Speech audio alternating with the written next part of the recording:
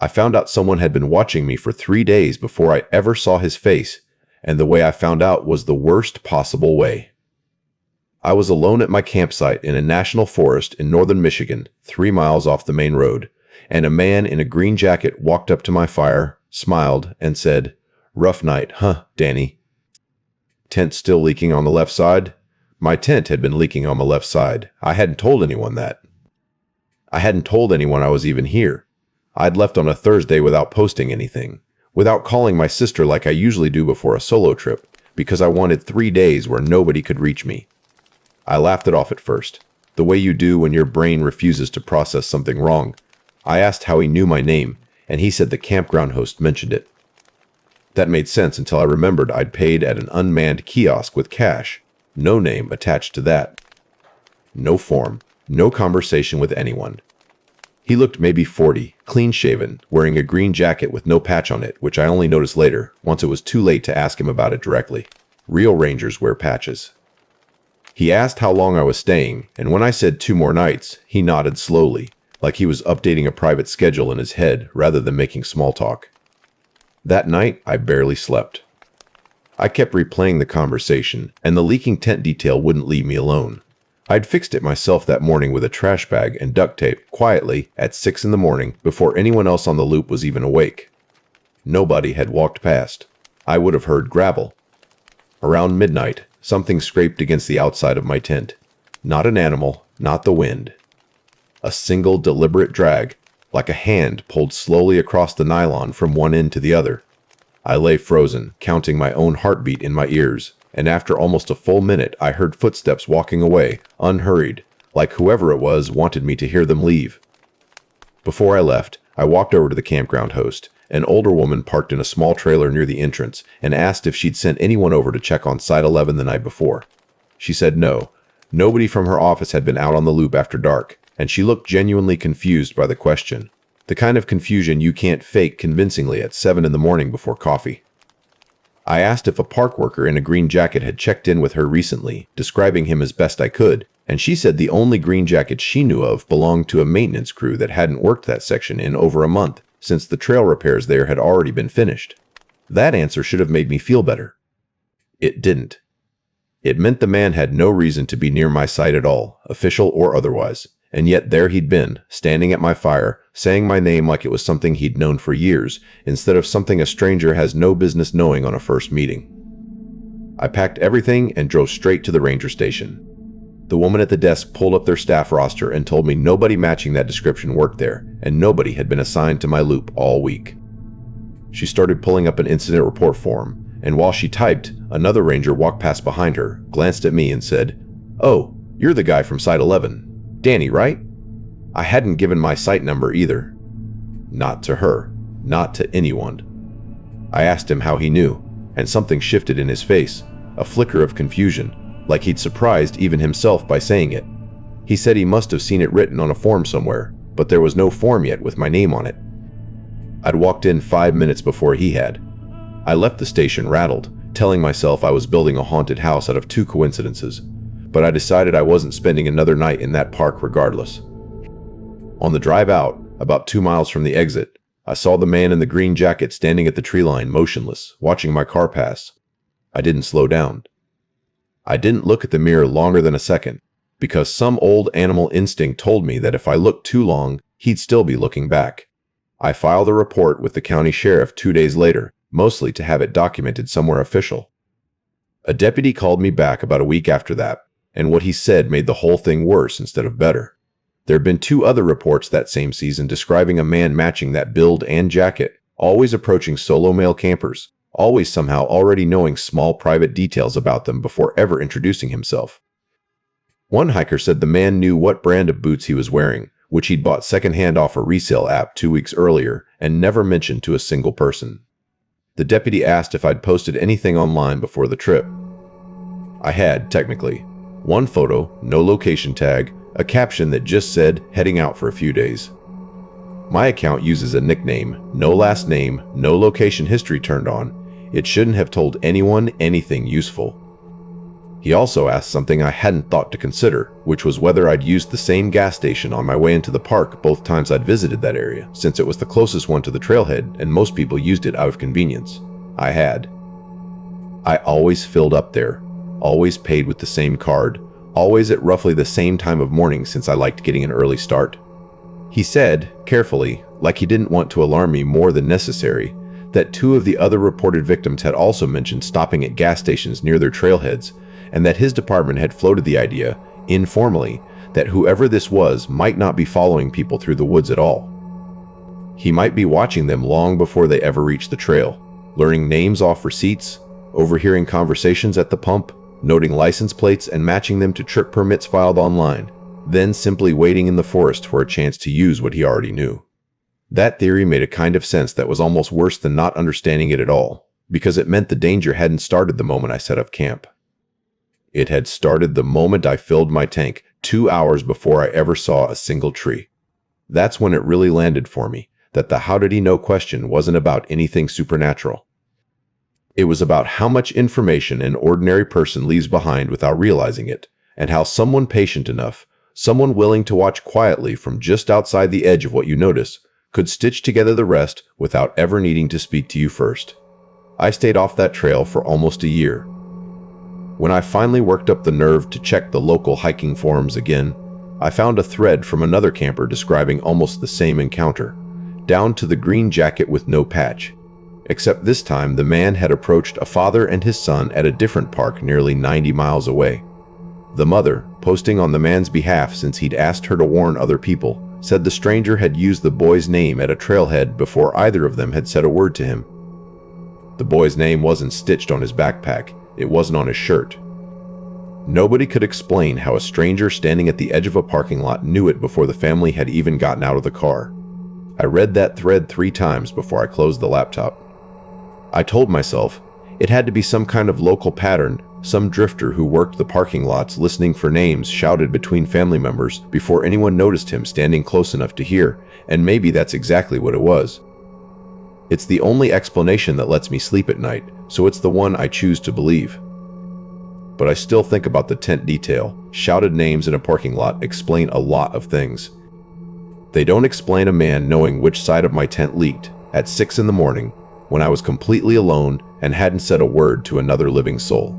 Sometimes, when I'm setting up camp now, I catch myself checking the tree line before I even unpack, just watching the shadows a little too long, waiting to see if one of them is standing still while the rest of the forest moves in the wind.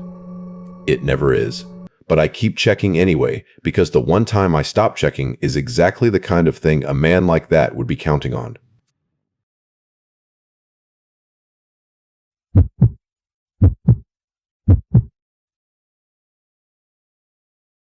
My cousin and I booked 4 nights at a state park campground for his bachelor trip, just the 2 of us, low-key.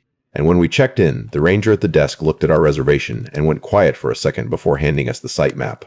She circled our site and said, "That one's a little farther out than most people like. Just stick to the marked trail if you're walking at night," and something about how carefully she chose those words stuck with me the entire drive-in. Our site, number 14, sat at the dead end of the camp loop, backed against dense woods with no neighbors on either side, and no direct line of sight to any other campsite. The first 2 nights were fine, quiet even, the kind of quiet you pay extra money for. On the 3rd night, my cousin noticed a shallow trench running along the tree line behind our tent, about a foot wide, clearly dug on purpose with hand tools, half filled in with old leaves like it had been sitting there a long time and nobody had ever bothered finishing the job. We asked another camper about it the next morning while filling our water bottles. An older guy who'd been coming to that park for years. He got that same careful tone the ranger had used at check-in.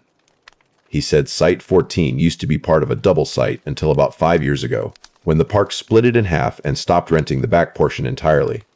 When we asked why, he said he didn't like repeating the story to people who were still staying there, but if we asked at the ranger station on our way out, they'd probably tell us since by then we'd already be leaving anyway. My cousin pushed him a little, half joking, saying we weren't going to be able to enjoy the rest of the trip not knowing. The old guy hesitated, glanced back toward the loop like he wanted to make sure nobody else was listening, and said only that the trench had shown up before anybody official ever knew about it, which was the part that used to bother him most. He said park staff hadn't dug it, hadn't authorized it, and had no idea how long it had been there before a camper finally reported it. That detail sat with me for the rest of the morning. Somebody had spent real time and effort digging into that ground, methodically, in a spot nobody was supposed to be watching, and nobody had noticed until it was already mostly done. That second night passed quietly, almost suspiciously so, and I started to think maybe we'd let two strange details talk us into being more nervous than the situation actually called for. My cousin joked about it over dinner, said we'd probably scared ourselves over an old drainage ditch and an animal print, and for an hour or two I actually believed him. That night, around 2 a.m, my cousin shook me awake, gripping my arm hard, saying he'd heard something dragging through the trench. I heard it too once I stopped breathing long enough to listen. A slow scraping sound, rhythmic, moving from one end of the trench to the other and back, like pacing. We didn't leave the tent. We sat in the dark with our flashlight off, listening to it continue for almost 20 minutes before it just stopped, all at once, mid-motion. Like something had noticed we were awake. In the morning, we found fresh drag marks pressed into the dirt of the trench, on top of the old leaf litter, and a single boot print sunk into the soft ground near the edge that matched neither of our shoes. My cousin wanted to leave immediately. I convinced him to at least eat breakfast first and think it through logically, because at that point we still didn't have anything more than a strange sound and an unexplained footprint, and I didn't want to cut short his last trip as a single guy over something that might have a boring explanation. We packed up that morning anyway, 2 nights early, and stopped at the ranger station on our way out like the older camper had suggested. The ranger on duty, a different one from our check-in, was hesitant at first, but eventually told us that about 5 years earlier, a man had been caught digging on that site late at night by a camper who reported strange noises, almost exactly like ours. When park staff investigated, they found the trench already partially dug with hand tools left behind, no clear explanation given by the man. No crime technically committed, since digging on undeveloped ground wasn't illegal in itself. He gave a false name to the officer who responded and was never identified afterward. The park closed the back half of the site not because anything was ever proven, but because 3 separate groups after that incident reported hearing digging at night, always around 2 a.m, always stopping the second. Anyone shone a light toward the tree line. Nobody ever found anything buried there. They checked eventually, with a cadaver dog, once enough complaints piled up over the following years. Nothing turned up, which somehow made the whole thing worse rather than better, because it meant whatever that trench had been dug for, it was still unfinished, still waiting on something that hadn't happened yet. The ranger also mentioned, almost as an afterthought while we were signing our early checkout paperwork, that the false name the man had given 5 years earlier had never been fully verified against any database, and that a park employee at the time had noted the man's vehicle plate before he left, only for that plate number to come back registered to a car that had been reported scrapped for parts nearly 2 years before the encounter ever happened. Nobody had ever explained that discrepancy either. It just sat in an old file somewhere, one more detail that didn't fit anywhere useful. My cousin got married 3 months later. He still won't camp anywhere without checking the site history first, and honestly, neither will I. Sometimes at night I think about that rhythm, the pacing back and forth, stopping the instant it sensed we were awake, and I wonder less about who was digging and more about what exactly they were digging for, and whether they ever came back to finish it once we'd driven away.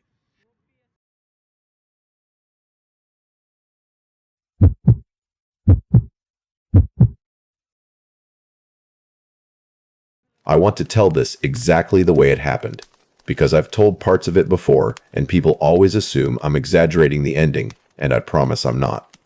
My friend Mara and I planned a 4-day backcountry trip together, something we'd done a dozen times before without any trouble, and on day 2, everything about her started to feel wrong in ways I couldn't explain to myself in the moment. It started small. She mentioned a detail about the trail ahead that neither of us should have known, since neither of us had hiked this particular loop before, and we were relying entirely on a paper map. She said, casually, that the creek crossing up ahead had a rope line strung across it, and when we got there 20 minutes later, there was, in fact, a rope line strung across it, old and weathered like it had been there for years.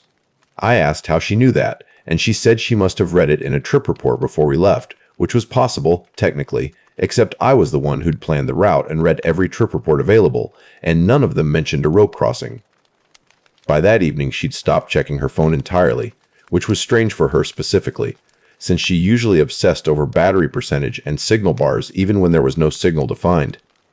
When I asked to borrow her phone to check the time, since mine had died, she hesitated just a half second too long before handing it over, and the screen was already unlocked, open to a notes app with a single line typed at the top that said Day 2, still on schedule, before she quickly took it back and changed the subject. I brought it up gently over dinner that night, trying to keep my voice light, asking what schedule she meant. She laughed it off, said it was just a note about our own itinerary, mileage targets for each day, nothing more than that. It was a reasonable answer. It matched, roughly, with the plan we'd actually made together weeks earlier. I told myself I was overthinking a completely normal camping trip because 4 days alone in the woods makes you notice things you'd never notice at home. Small habits, small phrases, things that mean nothing on their own and only feel strange stacked one on top of another. Still, I found myself watching her more closely after that. She'd always been a talkative hiker, filling silences with stories about work or her family, and over the course of that second day she went quieter, more focused, checking her watch at intervals that didn't line up with anything we were actually doing, like she was tracking time against some schedule that had nothing to do with our hiking pace. I told myself I was reading too much into things. 4 days alone in the backcountry with anyone starts to feel strange eventually. Isolation does something to how closely you watch a familiar person, and I didn't want to accuse my friend of something based on a rope line and an unlocked phone. So I said nothing, and we kept hiking, and the trail kept unfolding exactly the way she seemed to already expect it to. On the third night, I woke up around 1 in the morning to find her sitting outside the tent, fully dressed, facing the trail we'd come in on. Not the trail ahead, just watching the dark behind us like she was waiting for something to arrive rather than worried about something following. I asked if she was okay, and she said she just couldn't sleep, and came back into the tent, and neither of us mentioned it again in the morning, though I noticed she zipped her pack differently that day, keeping it closer to her side than usual. The fourth morning, packing up, I found a folded piece of paper that had fallen out of her jacket pocket into the dirt. I picked it up without thinking, the way you do with something that looks like trash, and unfolded it before I realized what it was. It was a printed topographic map of our exact route, annotated in handwriting that wasn't hers, with small notes at 3 separate points along the trail, including our current location circled in red with a single word beside it that I still haven't been able to explain. Confirmed. I didn't say anything. I folded it back up exactly the way I found it and slipped it into my own pocket instead of hers, and I spent the rest of that day hiking half a step behind her instead of beside her, watching her hands, watching where she looked when she thought I wasn't paying attention. She noticed me being quieter. She asked if something was wrong, and I said I was just tired, and she accepted that answer far too easily for someone who actually knew me. We made it out on schedule, no incident, nothing that would hold up as evidence of anything to anyone I tried to explain it to afterward. I never showed her the map. I never asked her about it directly, because some instinct told me that whatever was happening, confronting her in the middle of the backcountry, 2 days from the trailhead, was not a decision I could take back if I was wrong about how she'd respond. On the drive home, she was almost back to her normal self, talking easily again, laughing about a raccoon that had gotten into our food bag the first night.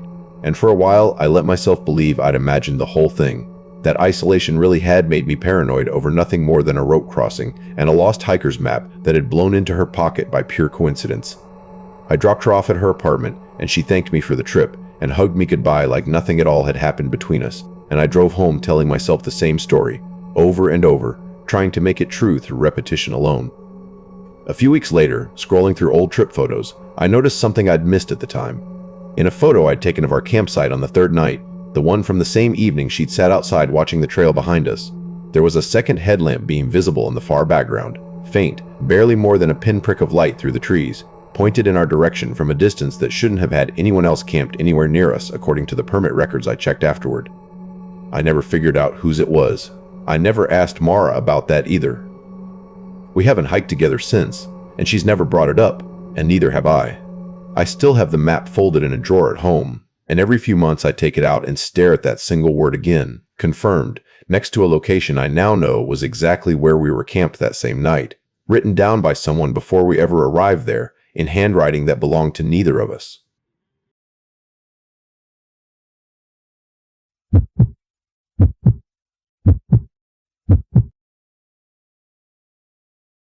I took a summer job as a search and rescue volunteer coordinator inside a national park, mostly desk work, logging reports and dispatching teams when hikers went overdue. My supervisor, a quiet man named Wallace who'd worked there almost 30 years, handed me a private notebook on my second week and asked me to start keeping a separate list of any solo hiker who mentioned changing their planned route at the last minute. No explanation given. Just a request, delivered flatly, like it was routine. I didn't think much of it until a hiker named Robert checked in at the trailhead register and mentioned to another visitor, within earshot, that nobody knew exactly which trail he'd actually taken, since he'd swapped his route that morning to avoid a river crossing that looked too high after recent rain. Wallace, sitting at his desk nearby, went completely still for a second before asking Robert to repeat that, and something in his tone made the whole waiting room go quiet.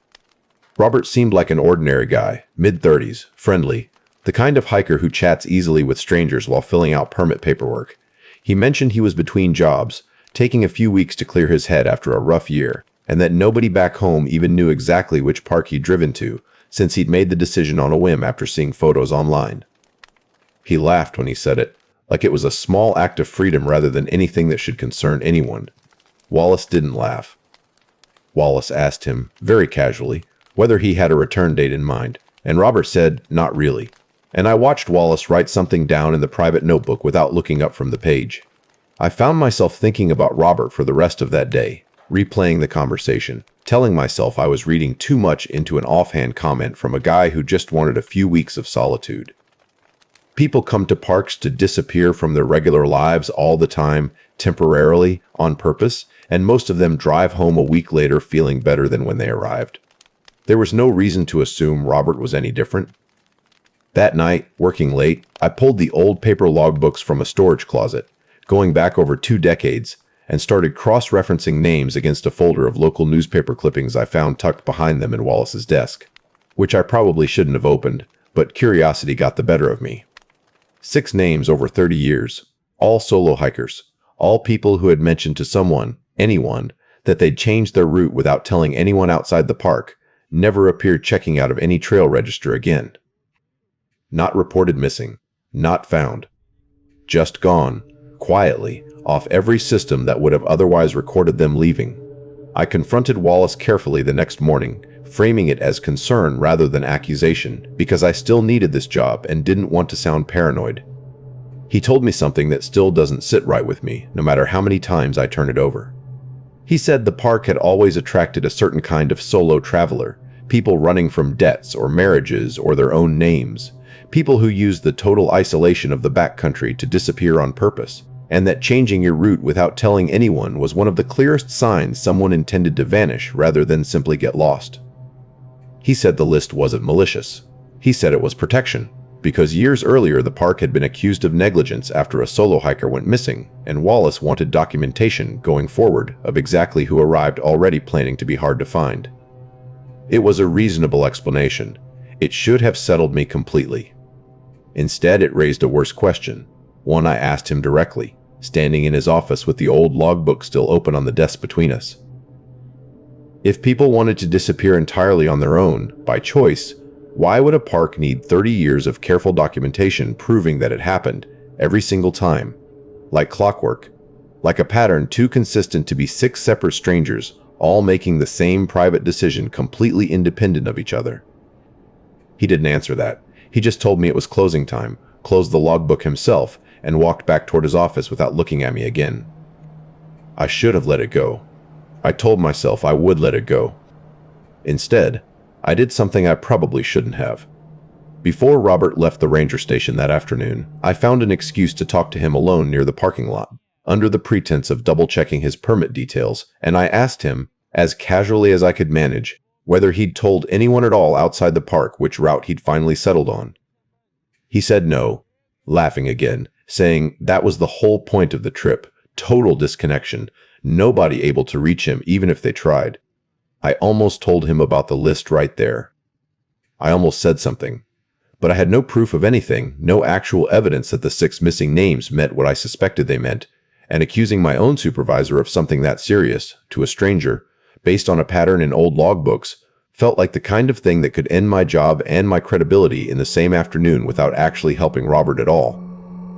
So instead, I just told him to be careful and to consider checking in with the station periodically if he passed through cell range, and he said he would, though I don't think either of us believed he actually meant it.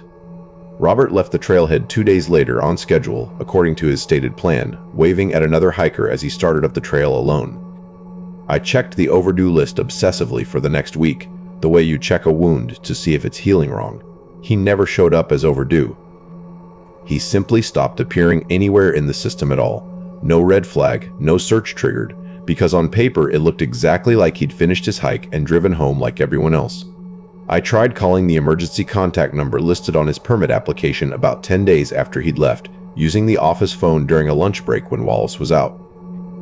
A woman answered, his sister, and when I asked carefully whether Robert had made it home safely, she went quiet for a moment and then said she hadn't heard from him in almost 2 weeks, which wasn't unusual for him, she said, since he sometimes went off the grid for a while after a hard year.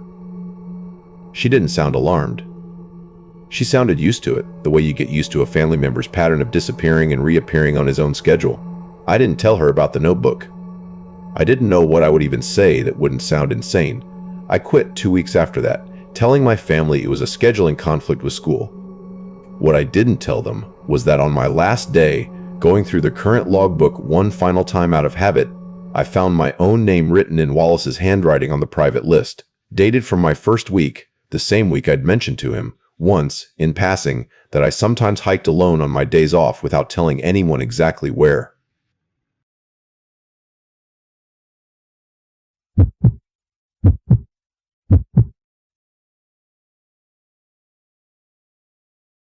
I bought a cheap two-way radio for my solo backpacking trip because my phone had zero service anywhere in that park, and for the first 2 days it only picked up static and the occasional automated weather broadcast. On the third night, on Channel 9, a voice came through clear as if the person was standing right next to me, and it said, "You're at the overlook site, aren't you? I can see your fire."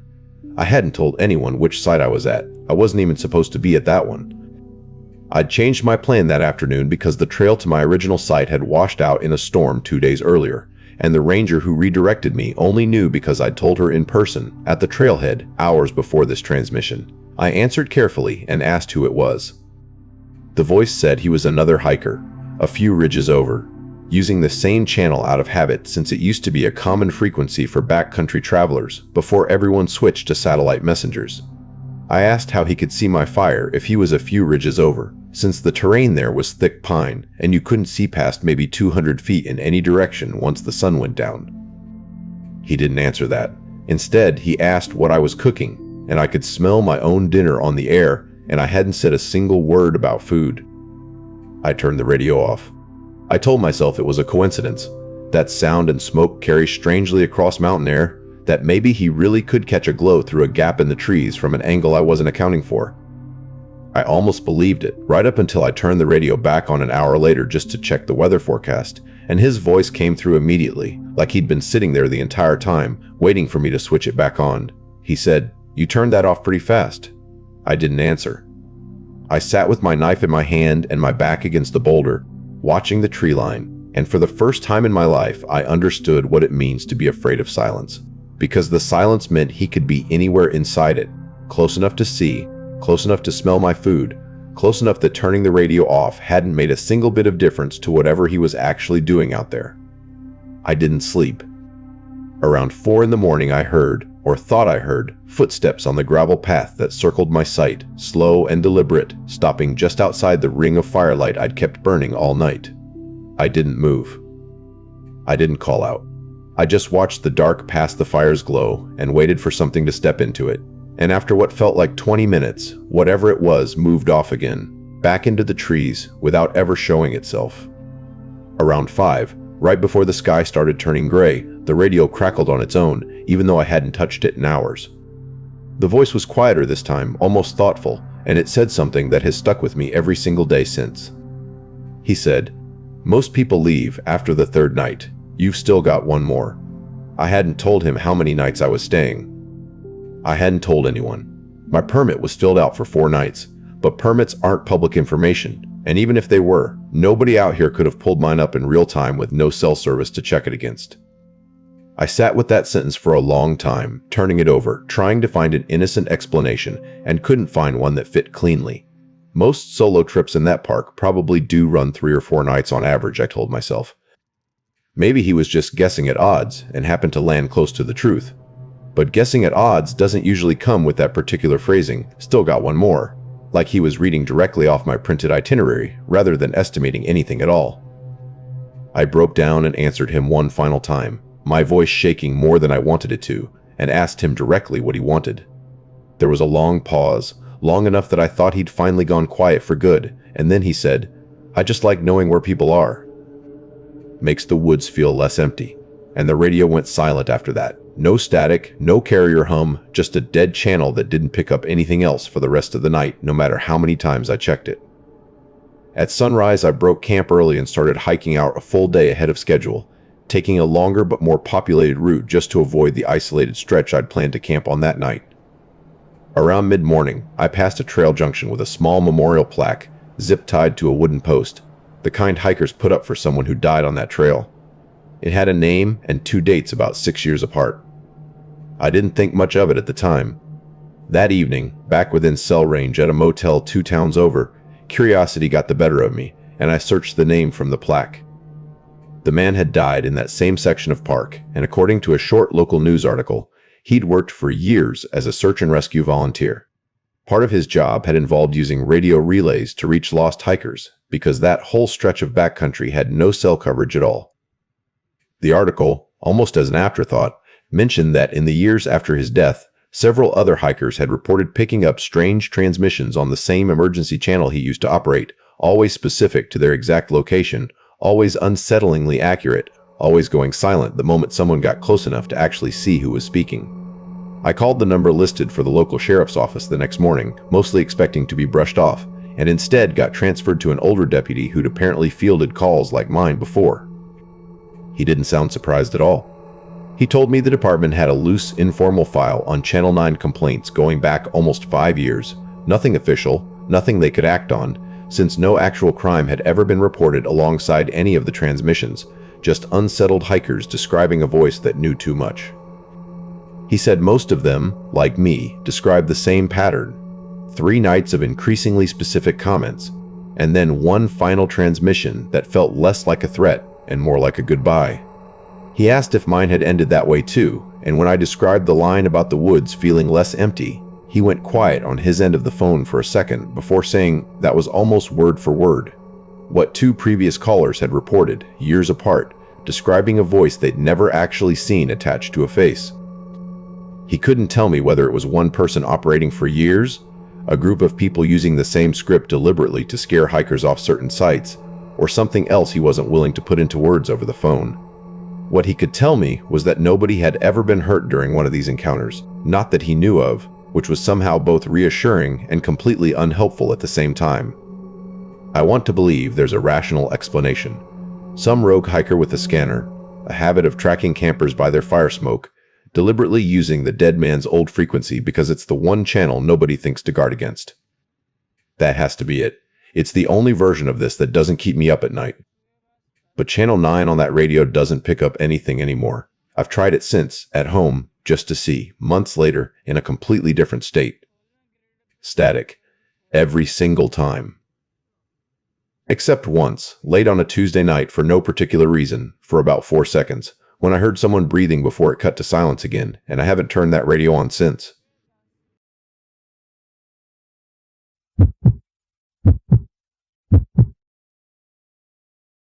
I found a backpack hanging from a tree in a national park, and inside it was a photograph of me sleeping. I was 27 when I started working seasonal maintenance jobs in national parks. It wasn't glamorous, but I liked being outside, and the pay was better than most people expected. That summer, I was assigned to a remote campground in Montana. The campground was small enough that everyone knew everyone. There were 6 employees living in a row of cabins behind the maintenance building. The nearest town was about 40 minutes away. My job was mostly trail maintenance. One afternoon, I was clearing branches from a closed trail when I noticed a backpack hanging from a pine tree. It wasn't on the ground. It was suspended from a branch about 7 feet up. At first, I assumed another ranger had left it there. I shouted. Nobody answered. I called the office on my radio. No response. I climbed up and pulled the backpack down. Inside were clothes, a flashlight, food wrappers, a lighter, and a cheap digital camera. There was no identification. I opened the camera. The first few photographs were completely normal. Trees, a creek, a campsite. Then I saw one that made me stop breathing. It was a photograph of my cabin, taken from outside. I looked at the next one. It showed my bedroom window. Then another. It showed me sitting on my bed. The picture had been taken through the window. I immediately radioed the ranger station. This time, someone answered. I told them what I'd found. The supervisor told me to stay where I was. 10 minutes later, 2 rangers arrived. They took the backpack. We went back to my cabin. There were no footprints outside the window. No damage. Nothing. The supervisor asked me if I'd noticed anyone watching me. I said no. He told me not to worry about it until they could figure out who owned the camera. That night, I didn't sleep. Around 2 in the morning, I heard something outside, a soft scraping sound. I sat up. It happened again. Scrape. Pause. Scrape. I looked through the window. Nothing. I opened the door and turned on the porch light. There was a small rock sitting in front of the door. I thought someone had thrown it. Then I noticed another rock. It was sitting beside my truck. The next morning, I found one on the roof of my cabin. After that, things got worse. My tools started moving. Nothing disappeared. They were just placed somewhere else. My keys would be on the table when I knew I'd left them on the counter. My boots were moved from beside the bed to the porch. I started keeping everything in one place. Then I put a strip of tape across my bedroom door before going to sleep. The next morning, the tape was still there. But my window was open. I knew I had closed it. I told the supervisor. He searched the cabin. Nothing. Then, one of the other workers mentioned something. He said a man had been removed from the campground 2 months earlier for sleeping in the woods. The description matched the man in one of the photographs. The supervisor called law enforcement. They searched the surrounding area. They found an abandoned tent less than half a mile from our cabins. Inside were several empty food packages and a notebook. The notebook contained dates. Dozens of them. Each date had a name beside it. Mine was there. So were the names of 3 other employees. Next to my name were notes. Leaves at 6, returns around 5. Window faces trees, usually alone. I stopped reading. The investigation lasted several days. The man was never found. Eventually, the supervisor told us the campground would be closed temporarily. I packed my things. Before leaving, I went into the maintenance building one last time. My locker was open. I was sure I'd locked it. Inside was the digital camera.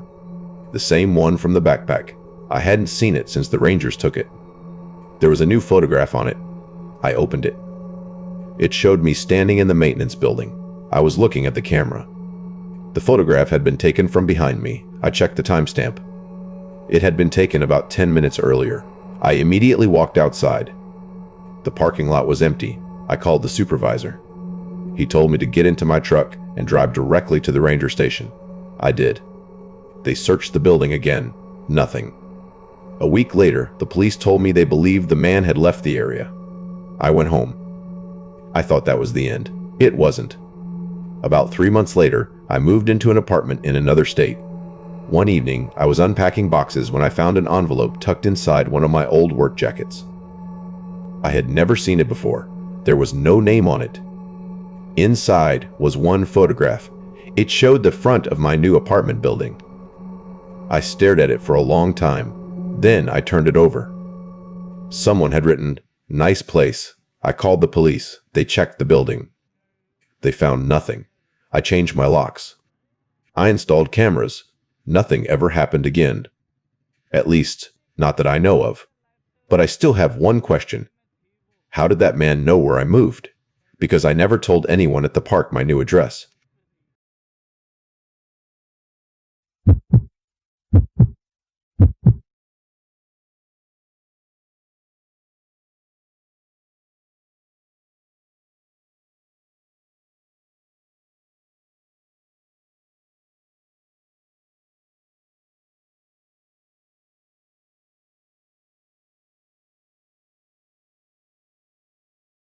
I woke up inside my tent because someone was slowly unzipping it from the outside. I didn't move. The zipper stopped halfway. For several seconds, there was complete silence. Then whoever was outside whispered, "I know you're awake." I was camping alone in a national park in Colorado. I had arrived late that afternoon and chosen a campsite away from the main campground. It wasn't technically illegal. There were designated backcountry sites, and mine was one of them. I had been there maybe 6 hours when I went to sleep. The first thing I thought was that another camper was messing with me. Then I remembered something. I had passed the nearest campsite earlier that evening. It was empty. I had also checked the area before going to sleep. Nobody else was around. The zipper moved another inch. I reached for my phone, no signal. My flashlight was beside my head. I grabbed it. The person outside said, "Don't turn the light on." I froze. I don't know why, but that sentence convinced me this wasn't some harmless prank. I slowly moved my hand away from the flashlight. "Who are you?" I whispered. No answer. Then the person said, "You left your car unlocked." I hadn't. I knew I hadn't. I always locked my car. The voice continued. I could have taken it. I stayed silent. The zipper moved again. I grabbed my trekking pole. The person stopped. Then I heard footsteps moving around the tent. Slowly. They went behind me. Then to the other side. I could hear the person breathing. I thought about screaming, but there was no guarantee anyone would hear me. The nearest campground was miles away. I waited. Eventually the footsteps stopped. The person whispered, "Come outside." I didn't answer. Then they laughed. It wasn't a dramatic laugh. It sounded nervous, almost like they were trying not to laugh. I heard footsteps retreat into the woods. I waited 10 minutes. Then 20. I finally turned on my phone. 1 bar. I immediately called emergency services. The call connected. I whispered my location. The dispatcher told me to remain inside the tent. I waited. About 40 minutes later, I heard a vehicle. A ranger truck approached. 2 rangers got out. They searched the area. They found footprints around my tent. They also found something else. A second sleeping bag. It had been hidden under a fallen tree about 50 yards away. Inside the sleeping bag were food wrappers, bottled water, and a pair of binoculars. The ranger asked me how long I'd been at the campsite. I told him. He looked at his partner. Then he said, "There's something you need to know." A woman had disappeared from a nearby trail 2 weeks earlier. They believed she had left the park voluntarily. But her backpack had been found near the same area. The rangers suspected someone had been camping illegally in the woods. They searched the area again. No one was there. They escorted me to the main campground. I packed my things the next morning. Before leaving, I checked my car. The doors were locked. But my passenger window was slightly open. I knew I hadn't left it that way. I searched the inside. Nothing was missing. Then I found a small object under the passenger seat. A cheap digital voice recorder. I had never seen it before. I took it to the ranger station. They listened to it. Most of the recording was just wind. Then we heard my voice. It was from earlier that evening. I was talking to myself while setting up the tent. The recorder had been placed close enough to hear me clearly. Then came another recording. It was me sleeping, breathing, moving around. The recording lasted almost 3 hours. Near the end, I heard myself wake up. Then the voice outside the tent said, "I know you're awake." The ranger stopped the recording. Nobody spoke. Then I noticed something. There was another voice underneath mine. Very faint. A woman. She was whispering, "Don't open it!"